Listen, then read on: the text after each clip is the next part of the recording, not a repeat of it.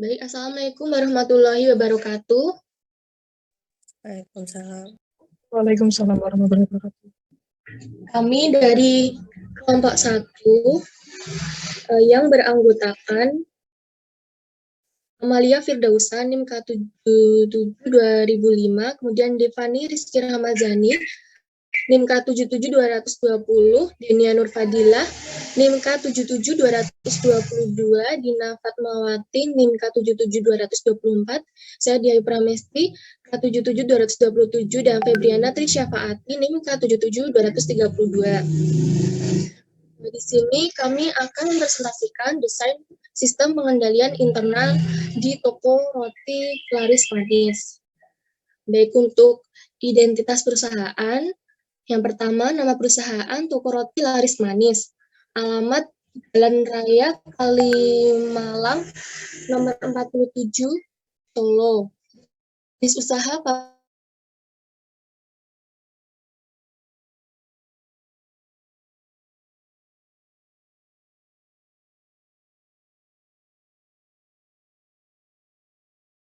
transaksi September 2020 yakni 31 Agustus 2020 merupakan usaha perseorangan yang dikelola langsung oleh Tuan Baskoro.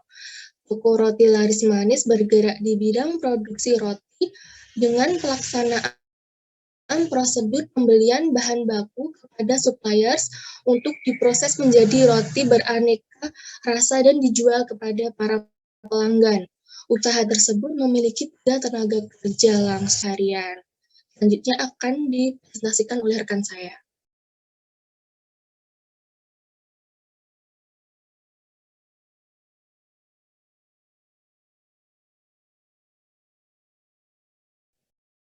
Selanjutnya ada kebijakan akuntansi dari Toko Roti Laris Manis.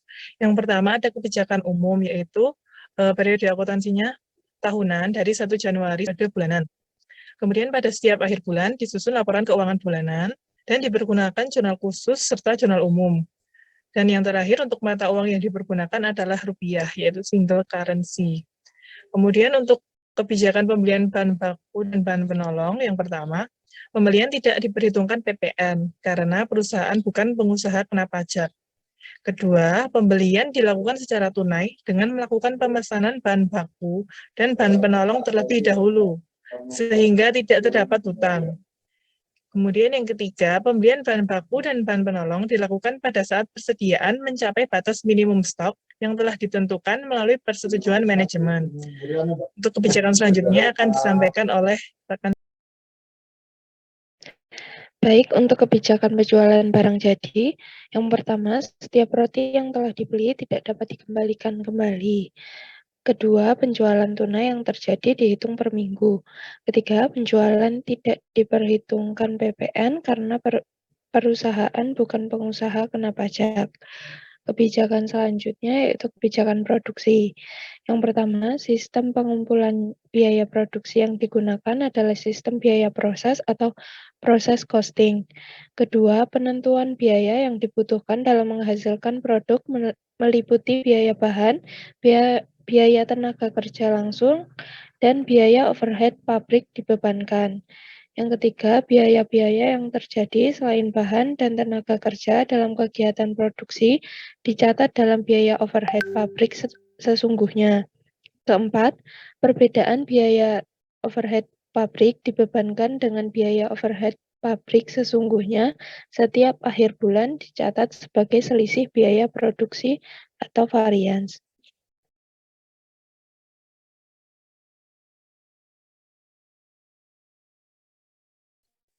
Selanjutnya yaitu kebijakan akuntansi penerimaan kas. Setiap penerimaan kas menggunakan kas di tangan, dilengkapi dengan bukti kas masuk. Misalnya, penerapan kas secara tunai dimulai pada saat pelanggan datang dan menemukan pilihannya. Bagian kasir mencatat pesanan tersebut, kemudian pelanggan melakukan pembayaran secara tunai. Setelah uang diterima oleh kasir, bagian kasir menyerahkan nota rangkap pertama kepada pelanggan sebagai tanda terima dan roti yang telah dipesan oleh pelanggan. Disiapkan oleh bagian kasir dengan memberitahukan kepada bagian gudang untuk melakukan pengecekan apakah persediaan roti tersebut masih ada atau dalam proses pembuatan. Nota rangkap kedua disimpan oleh bagian kasir untuk melakukan pencatatan transaksi harian. Sedangkan nota rangkap ketiga diserahkan kepada pihak akuntansi. Lalu kebijakan akuntansi yang keenam yaitu pengeluaran kas. Yang pertama, setiap pengeluaran kas menggunakan kas di tangan, didukung dengan bukti pengeluaran kas. Pembayaran gaji tenaga kerja harian dibayar tiap minggu. Selanjutnya akan dilanjutkan oleh teman saya. Selanjutnya adalah penilaian persediaan barang jadi. Untuk sistem pencatatan menggunakan sistem perpetual dan metode yang digunakan adalah metode FIFO. Nah, berdasarkan kebijakan akuntansi di atas dan flowchart yang telah kami rancang, maka dapat kami analisis pengendalian internal dari toko roti laris manis antara lain. Yang pertama, perusahaan memisahkan bagian divisi secara jelas namun tetap terhubung. Pemisahan ini bertujuan agar tugas dapat dilaksanakan secara efektif dan menghindari penyimpangan atau penipuan yang dapat dilakukan oleh pihak internal perusahaan. Kedua, sediaan bahan baku dan bahan penolong diketahui oleh bagian gudang, produksi, dan manajemen, sedangkan sediaan bahan jadi diketahui oleh bagian gudang, produksi, dan kasir, yaitu dengan mengeluarkan 3 rangkap bukti pembayaran yang masing-masing bukti diberikan kepada pelanggan, akuntansi, dan kasir. Untuk selanjutnya akan dijelaskan oleh rekan saya.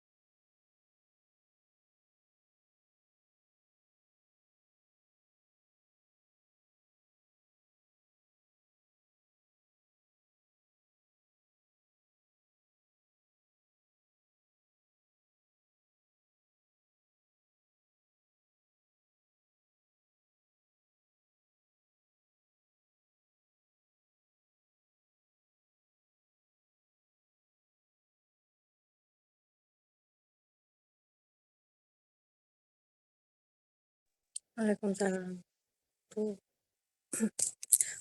Oke, apakah kelompok lain ada tanggapan terhadap hasil presentasi yang diberikan oleh kelompok 1?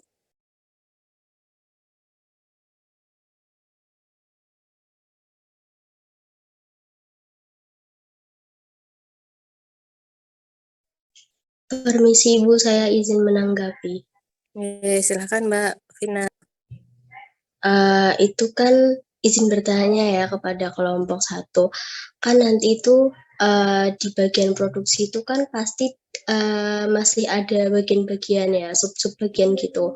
Nah, itu apakah tidak dirinci SOP-nya per bagian atau memang untuk produksi itu SOP-nya dijadikan satu ya? Baik, izin menjawab untuk pertanyaannya Mbak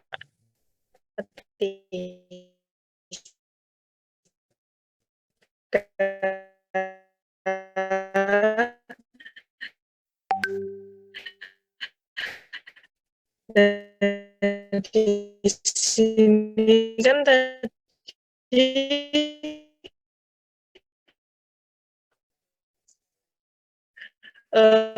di toko roti ini usaha tersebut itu cuma memiliki 3 tenaga kerja langsung sebagai tenaga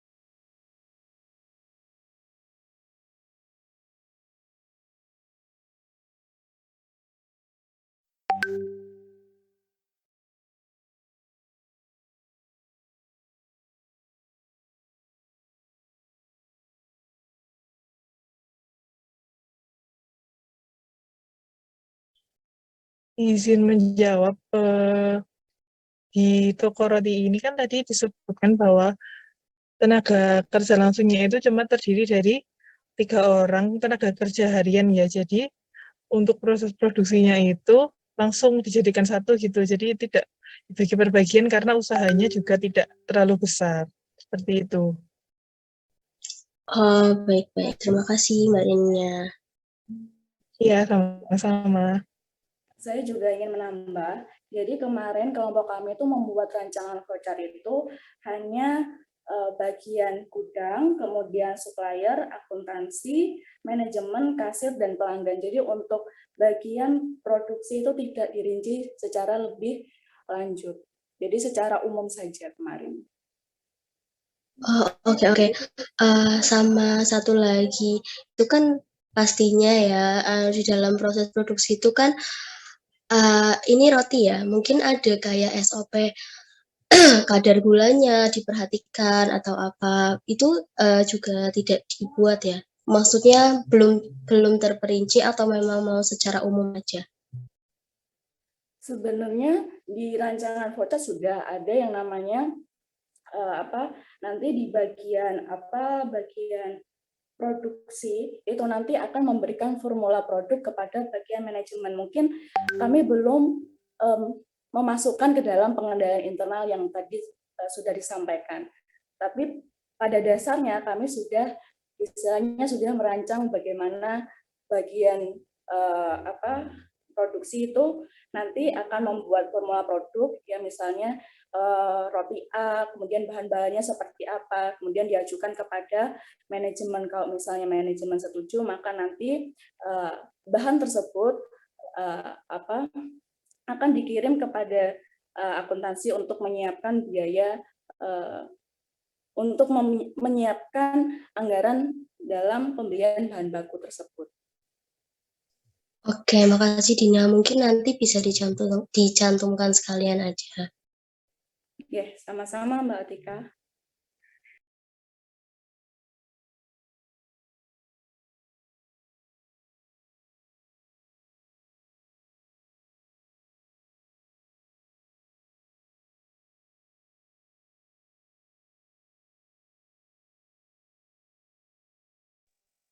Apakah ada lagi yang ingin menanggapi? Jadi saya sedikit ini ya sambil nunggu teman. Jadi apa yang dipaparkan oleh kelompok 1 tadi, saran saya nih ya untuk kelompok 1, nanti bisa ditambahi Mbak ya. Jadi nanti untuk melihat besar kecilnya perusahaan, itu nanti bisa ditambahi di bagian profil yang di bagian atas itu loh Mbak, yang tadi ditampilkan di layar itu, nanti bisa disampaikan di situ, misalnya untuk informasi jumlah tenaga kerja itu kan, jadi menyesuaikan. Jadi kalau untuk jumlah karyawan ya masih home industry lah ya, 3-10 untuk apa yang desain sistem pengendalian internal yang sudah dibuat itu sudah cukup, sebenarnya sudah cukup. Hanya tadi memang masukan dari Mbak Atika tadi mungkin bisa nanti ditambahkan di flowchart-nya itu kemarin sudah muncul seperti yang disampaikan Mbak Dina itu, apa ya istilahnya kayak resep atau apa gitu. Nah, itu nanti bisa ditambahkan untuk yang, jadi ini merupakan bagian dari profil perusahaan yang ditampilkan kelompok 1 ini tadi. Nanti di tugas akhir itu nanti adalah bagian dari profil perusahaan yang nanti sedikit banyak akan digunakan untuk nanti di perancangan desain sistem informasinya. Ada yang nanti digunakan, ada yang nanti memang hanya sekedar informasi untuk memberikan lebih ke pengetahuan atau gambaran kepada pelanggan atau mungkin yang pihak-pihak yang berkepentingan tentang ini loh gambaran dari perusahaan saya itu seperti ini. Gitu nggih kelompok 1 ya. Jadi nanti tinggal ditambahkan aja di profil untuk tadi untuk penguatan bahwa ini memang layak digunakan. Untuk SPI-nya nggak masalah, desainnya sudah oke. Tapi perlu ditambahkan karena nanti beda ukuran perusahaan, besar kecilnya perusahaan itu nanti juga akan mempengaruhi desain pengendalian internalnya. Kalau untuk perusahaan yang masih skalanya kecil, ya seperti home industry untuk tenaga kerja 3 sampai 10 sampai 15 masih bisa seperti itu. Gitu ya untuk kelompok 1 ya Mbak Denia dan teman-teman. Oke. Baik, Bu. Baik, Bu Lis, terima kasih. Sama-sama. Enggak salah, sudah benar, hanya tinggal dilengkapi saja. Berikutnya nanti tinggal menyesuaikan. Gitu nggih. Dan terima kasih untuk masukannya Mbak Atika Vina. Oke, untuk kelompok yang lainnya ada mungkin feedback.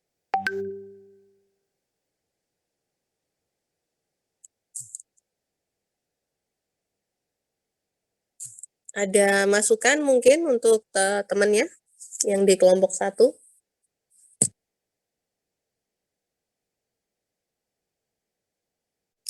Apakah masih ada kelompok yang ingin memaparkan hasil diskusinya? Saya mau ini Bu, perlihatkan hasil proyek saya. Apakah ada? Dari kelompok 4 Bu Lis. Oke, monggo silakan kelompok 4. Siapa yang mau share screen, Mbak? Coba saya cek udah co-host belum. Sudah Bu. Mana nih? Kok nggak ada? Oh sudah ya? Yuk coba bisa di. Oke, udah muncul Mbak. Baik Bu Lis. Terima kasih atas waktu yang telah diberikan. Kami dari kelompok 4 ingin mempresentasikan hasil diskusi kelompok kami mengenai sistem pengendalian internal pada perusahaan jasa. Pada kali ini kita mengambil perusahaan jasa di bidang laundry dengan perusahaan yaitu CV Laundry Berkah. Sebelumnya untuk identitas perusahaan itu kami tidak dicantumkan di sini, melainkan sudah ada di tugas flowchart kemarin. Jadi di sini kita hanya menampilkan untuk sistem pengendalian internalnya saja. Yang pertama yaitu ada bagian kasir. Bagian kasir ini memiliki sistem pengendalian sebagai berikut. Yang pertama yaitu untuk cucian kotor akan diterima oleh bagian kasir, kemudian menanyakan kepada pelanggan mengenai pakaian yang akan dicuci, apakah ada pakaian yang mudah luntur warnanya atau ada yang harus dicuci khususnya untuk menghindari kerusakan atau kesalahan pada proses pencucian. Untuk selanjutnya, cucian tersebut kemudian ditimbang atau dikilo dan dihitung jumlah unit pakaiannya. Selanjutnya, menanyakan kepada konsumen mengenai pembayarannya.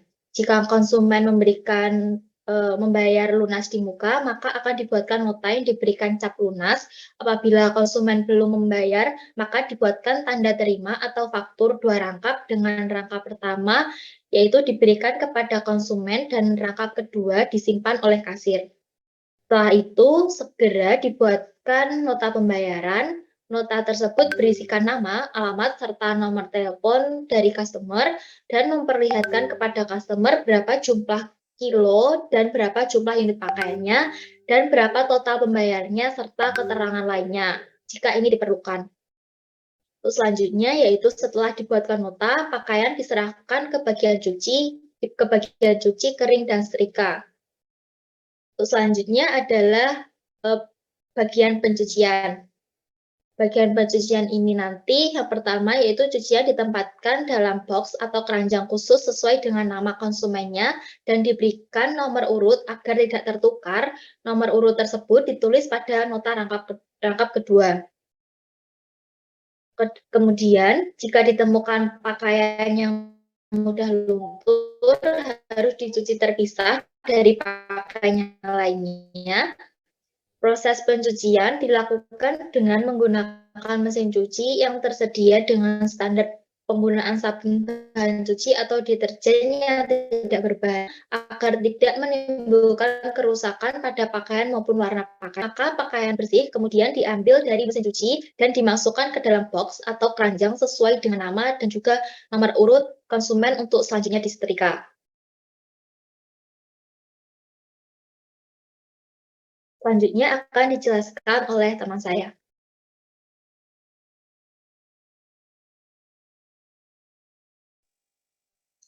Baik, untuk yang selanjutnya adalah SOP bagian penyetrikaan, yaitu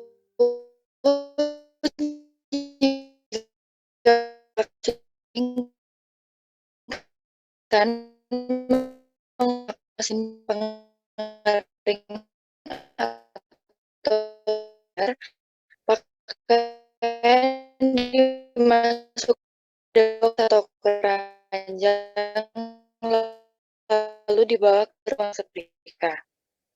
Penyetrika harus mampu menyetrika satu keranjang sampai semen, memberi bahan pack yang akan diterima seperti kerudung atau bahan lainnya. Cara menyetrika tidak boleh terlalu panas. Sedang untuk pakaian berbahan levis atau jeans, setrikanya dengan kadar panas secukupnya saja. Kemudian apabila sudah selesai, penyetrika merapikan pakaian sesuai dengan nama dan nomor urut konsumen agar tidak ada pakaian yang tertukar atau tertinggal. Kemudian yang terakhir adalah SOP bagian packing.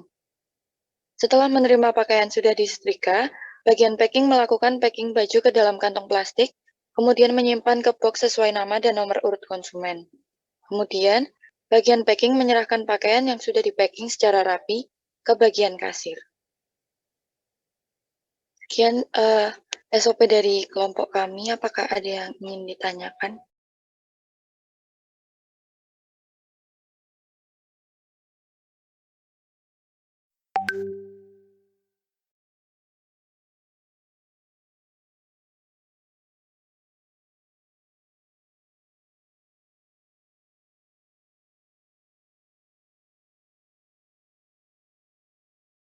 Monggo, mungkin kelompok lain ada yang ingin berpendapat tentang hasil diskusi kelompok 4?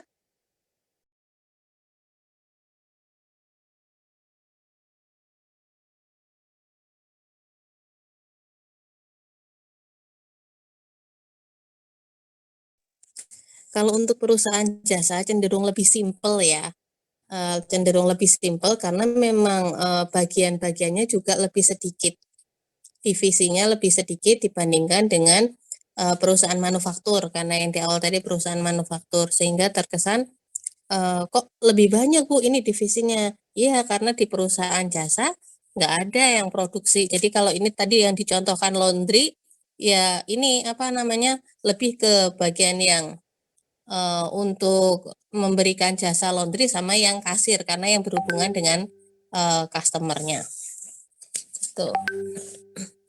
Secara garis besar sudah oke. Kalau pendapat saya nih Mbak, nanti tinggal dijadikan satu saja dengan yang profilnya kemarin ya, untuk kelompok 4 ya.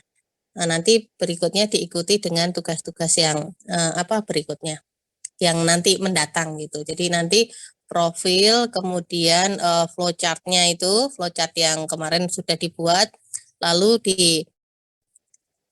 berikutnya ditambahkan di halaman berikutnya ini SOP-nya. Itu nggih. Baik, Bu. Oke, mungkin dari kelompok lain ada yang ingin ditambahkan mungkin dari hasil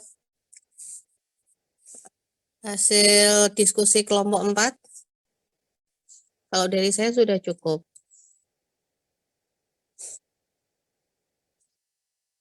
Mboten enten? Sudah, Bu. Oke, terima kasih ya kelompok 4. Ya. Baik, Bu. Terima Dari dua kasih. contoh, oke ya sama-sama. Dari dua contoh desain sistem pengendalian internal yang sudah dipaparkan oleh teman-teman dari kelompok 1 dan kelompok 4, apakah ada yang ingin ditanyakan oleh teman-teman yang lainnya secara umum mungkin barangkali?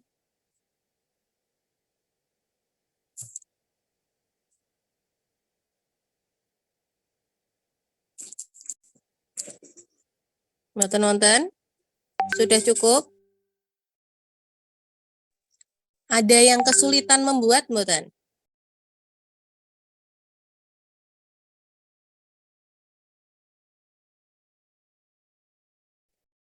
Kalau dari kelompok 1 belum ada, Bu. Oke, kelompok 1 oke. Kelompok 2 ada kesulitan mboten? Belum ada, Bu. Oke, kalau kelompok 3? Belum ada, Bu. Oke, kelompok 4 oke ya, nggak masalah. Kelompok 5? Belum ada, Bu. Oke, kalau kelompok 6? Belum ada, Ibu. Oke, alhamdulillah berarti sudah ini ya, nggak ada masalah ya. Saya lihat hasilnya juga sudah oke dari teman-teman. Sambil ini ngecek ya. Peer assessment minggu kemarin tidak ada, jadi peer assessmentnya masuk di apa penilaian yang minggu lalu jadi 1. Kemudian sambil ngecek lagi nih. Izin masuk Ngecek. Ibu Lis. Oh ya, gimana Mas Dito? Saya mau bertanya ke kelompok 4. Oh ya, Mbak kelompok 4 ini ada pertanyaan. Yuk silahkan. Ya, gimana Dito? Mbak, kemarin itu untuk flowchart-nya itu jasa cuci mobil ya Mbak, ya bukan laundry. Karena kebetulan di kelompok 2 itu juga... Diganti, Mas. Oh, diganti. Karena kelompok 2 sendiri juga jasanya jasa laundry seperti itu.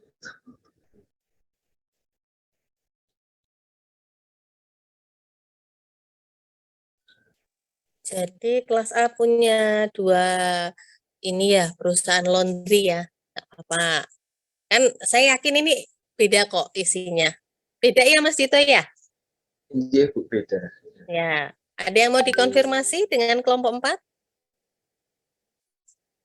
Tidak Bu. Jadi tidak apa-apa ya Bu.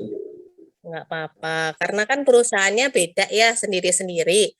Kalau bermasalah itu kalau nanti hasil tugasnya itu sama persis, baru itu nanti bermasalah. Gitu. Kalau ini kan saya lihat sejauh ini masih oke kok. Meskipun jenisnya sama, tapi dari Mas Dito itu kelompok berapa ya? Kelompok 5? 2 ya. Oh, kelompok 2.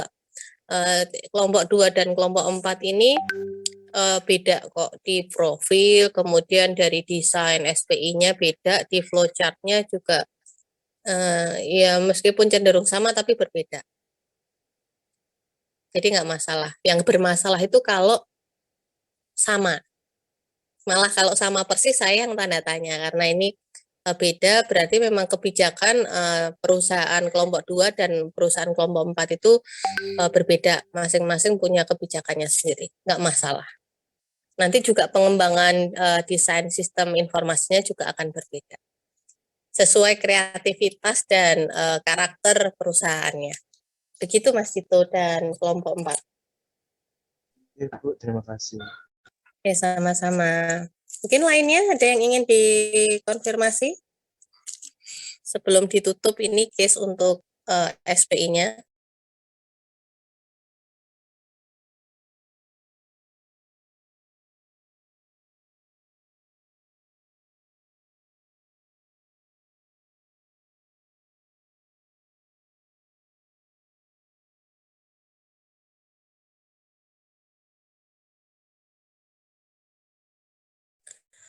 Sama ini saya ingatkan kembali, nggih. Jadi ini kan sudah masuk di pertemuan 6. Minggu depan 7 terus 8. Memang kita nggak ada UTS, tapi nanti untuk penilaian UTS-nya kan tetap saya membuat nih di setelah pertemuan 8, jadi cut off di pertemuan 8 itu nanti saya harus mengunggah nilai UTS. Jadi nilai UTS nanti adalah dari nilai progres Anda selama 8 pertemuan, kemudian ditambah progres itu dalam artian progres tugas ya. Tugas ini kan dari kognitif, afektif, dan psikomotorik yang ada, ditambah untuk nilai afektif dan nilai afektifnya itu nanti ditambah dari keaktifan teman-teman, selain yang tanya jawab di sini ya, dari pengisian form monitoring dan peer assessment nggih. Jadi saya ingatkan kembali teman-teman yang mungkin ada yang terlewat atau terlupa untuk mengisi form monitoringnya. nanti bisa segera disusulkan sama peer assessment-nya. Kalau peer assessment kan bisa dilihat ya, peer assessment bisa dilihat. Saya belum mengumpulkan di pertemuan berapa. Peer assessment-nya kan sedikit karena kemarin kan digabung-gabung ya, nggak tiap pertemuan. Tapi kalau untuk monitoringnya itu kan di setiap pertemuan. Harapan saya itu bisa rutin dicatat gitu ya, setiap selesai diskusi kelompok. Mungkin sedikit saya cek ya. Ada yang aktif sekali, sudah ngisi banyak, ada yang ngisinya baru 3 kali. Gitu ya. Jadi nanti untuk yang nilai UTS saya cut off untuk pemonitoring nanti sampai pertemuan 8, nanti nilainya saya hitung ya. Jadi nanti yang dinilai akhir untuk UAS mulai dari pertemuan 9 untuk pemonitoring dan peer assessment-nya. Kalau untuk progres tugas ya nanti ngikutin terus. Begitu ya. Oke.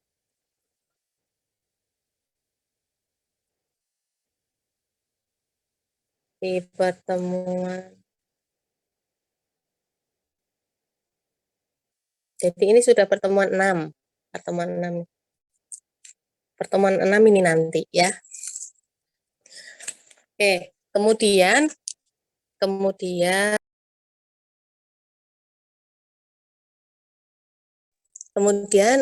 untuk minggu depan, jadi minggu depan kita di satu pertemuan akan membahas tentang isu terkini tentang sistem informasi akuntansi yang dikaitkan dengan era big data. Jadi era big data itu kan lebih ke teknologi informasi, ya, lebih ke teknologinya. Nanti silahkan teman-teman browsing, teman-teman mencari isu-isu tentang sistem informasi akuntansi. Entah itu pemanfaatan sistemnya, entah itu pengembangan sistemnya, entah itu masalah apapun yang berkaitan dengan sistem informasi akuntansi yang ada, baik itu kasus di berita, di artikel, boleh. Nanti setelah Anda mendapatkan informasi tersebut, silakan teman-teman analisis. Silakan teman-teman analisis. Seperti apa? Bisa itu nanti memang kasus yang terjadi, bisa nanti teman-teman misalnya bisa kasus terjadi permasalahan tentang mungkin sistem informasi akuntansi itu kan yang bisa dikaitkan dengan mungkin dari desainnya, pengembangan, atau mungkin ada ini ada software baru untuk ini nih accounting gitu. Itu kan bisa dikategorikan dengan sistem informasi akuntansi, teman-teman bisa menganalisis itu. Atau teman-teman bisa menganalisis dari kasus yang terjadi dari penerapan sistem informasi akuntansi. Baik itu sistem informasi akuntansi yang sifatnya manual ataupun yang sudah berbasis komputer. Silakan dianalisis. Kalau dikaitkan dengan era big data, berarti mungkin yang manual bisa nanti disampaikan kenapa masih manual, bla bla bla bla bla, dikaitkan dengan yang kebutuhan saat ini. Contohnya seperti itu. Bisa nanti mungkin banyak sekali kasus-kasus yang terjadi ya, yang kaitannya dengan sistem pengendalian internal perusahaan yang masih lemah, yang kaitannya mungkin dengan masih terjadinya fraud dan error di perusahaan dan seterusnya. Silakan teman-teman menganalisis. Bisa dimengerti ya. Sampai clue-nya aja udah saya sampaikan nih. Jadi nanti silakan Anda cari aja, browsing aja. Bisa itu masalah yang memang ada di sekitar Anda. Ya, isunya atau kasusnya itu bisa yang ada di sekitar Anda, atau Anda mencarinya di media elektronik. Lewat internet, boleh. Kalau ini Bu, nemunya saya di koran atau di majalah, boleh, silahkan. Nanti silahkan di foto, di screenshot, diletakkan di situ, atau kalau misalnya bentuknya artikel, ya udah tinggal nanti ditambahin aja hasil analisisnya di belakangnya. Yang penting itu nanti disertakan, diceritakan itu seperti apa. Kalau itu memang dari ada buktinya, misalnya dari koran, dari majalah, ya udah cukup difoto screenshot aja, kemudian ditambahi hasil analisisnya pengetikan, nanti dikumpulkan. Kalau dapatnya itu nanti artikel, ya udah tinggal ditambahin aja, yang penting itu dilampirkan. Kalau beritanya di ini Bu, di website, misalnya di website media massa elektronik, oke, nggak masalah di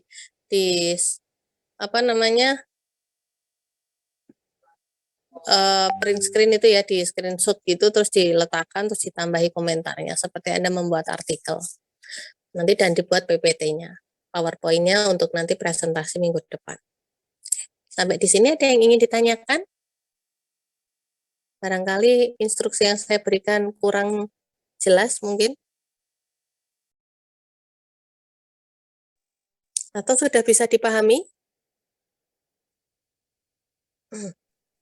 Tadi saya sudah, Bu. Oke. Nanti insya Allah di pertemuan 8 nanti kita sudah masuk akses ya. Jadi kalau di RPS itu jatahnya untuk isu sistem informasi akuntansi di era big data ini kan dilakukan 2 pertemuan, tapi nanti ini cukup saya lakukan 1 pertemuan saja. Insya Allah teman-teman ngerti, besok hanya kita sebagai sampling aja, sampling ya, jadi nanti kan ada 6 ya untuk sampling. Nanti selebihnya kan teman-teman sebenarnya sudah tahu kok, bisa mengidentifikasi yang ada di sekitar Anda, hanya nanti seperti ini loh kita sampling. Nah nanti berikutnya di pertemuan 8 kita kan nggak ada UTS, nanti kita sudah mulai masuk untuk pengantar Microsoft Access-nya. Insya Allah ya, di pertemuan 8 nanti kita sudah lakukan pengantar Microsoft Access, kemudian nanti di pertemuan 9 sampai pertemuan 15, Anda sudah mulai full proyek untuk mengerjakan atau entah istilahnya mengembangkan, membuat, mendesain sistem informasi akuntansi, database, atau nanti bisa mungkin ke depannya Anda kembangkan menjadi sebuah aplikasi sesuai dengan perusahaan yang sudah Anda susun profilnya, flowchart-nya, sistem pengendalian internalnya. Begitu nggih? Oke, sampai di sini bisa dipahami?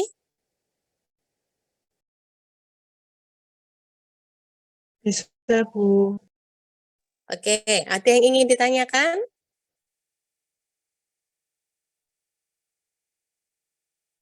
Belum ada? Permisi, Bu. Oh, nggih. Gimana Mbak Ima? Mohon maaf, Bu, mau tanya terkait yang SOP tadi. Kalau kalau dari pemaparan kelompok 1 dan 4 tadi kan SOP-nya lebih ke sistem pengerjaannya ya, Bu.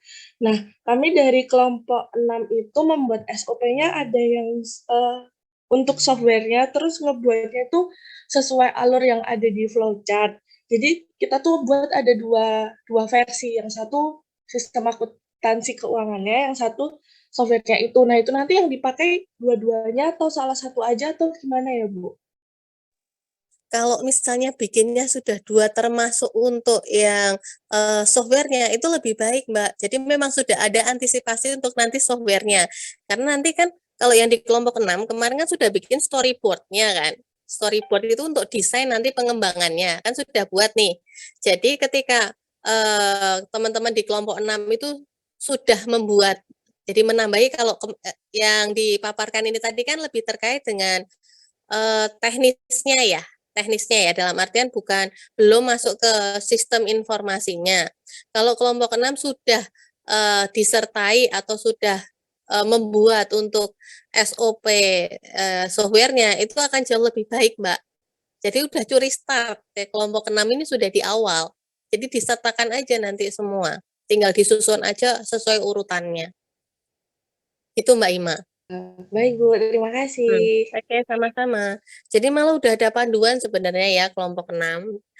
Kalau nanti di pengembangan sistem informasinya tuh nggak ada perubahan, dalam artian masih menggunakan pedoman atau patokan storyboard yang dipaparkan kemarin, berarti kan nggak masalah ya. Tapi nanti kalau misalnya waktu pengembangan ada perubahan, saya harap nanti storyboardnya mengikuti ya yang nanti sesuai dengan desain database yang dikembangkan. Gitu ya Mbak Hima ya? Iya, Bu. Terima kasih, Bu. Oke. Ya, makasih untuk kelompok 6. Mungkin dari teman-teman lain ada yang ingin ditanyakan sebelum saya akhiri?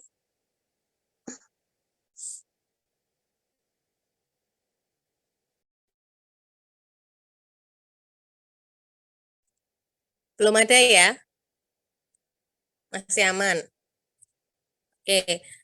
Jadi saya harap di pertemuan atau di penugasan yang dipaparkan hari ini itu bisa, saya yakin, menambah wawasan atau pemahaman teman-teman terkait dengan sistem pengendalian internal. Jadi yang dituliskan di sini tadi dalam bentuk SOP yang nantinya dari SOP itu nanti bisa diturunkan dalam bentuk aturan dan tata tertib perusahaan di beberapa poin, baik itu bagi karyawan. Biasanya kalau tata tertib kan tujuannya di karyawan ya.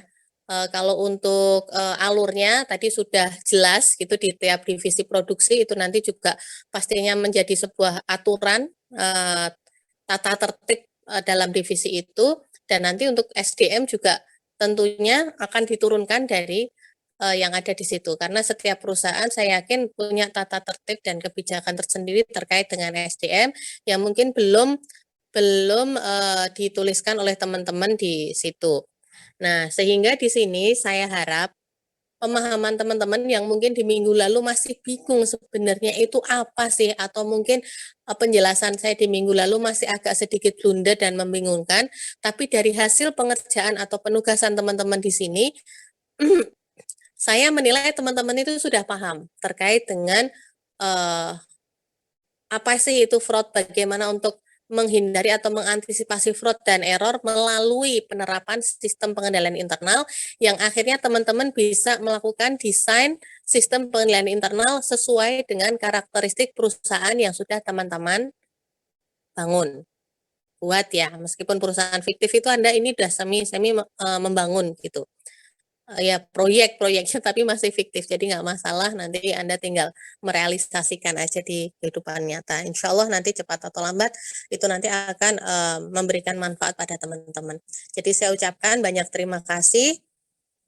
Sampai di sini dari karena untuk personnya saya belum lihat detail ya, tapi secara keseluruhan dari progres kelompok, terima kasih banyak sudah menunjukkan progres yang sangat baik. Dan saya harap nanti ke depannya sampai nanti di pertemuan 16 di presentasi nanti desain database-nya juga bisa selesai atau mendapatkan hasil yang sangat memuaskan. Gitu ya teman-teman ya. Nanti saya tinggal cocokkan aja untuk progres masing-masing mahasiswa, karena saya yakin antara mahasiswa satu dengan mahasiswa lain nanti progresnya berbeda-beda.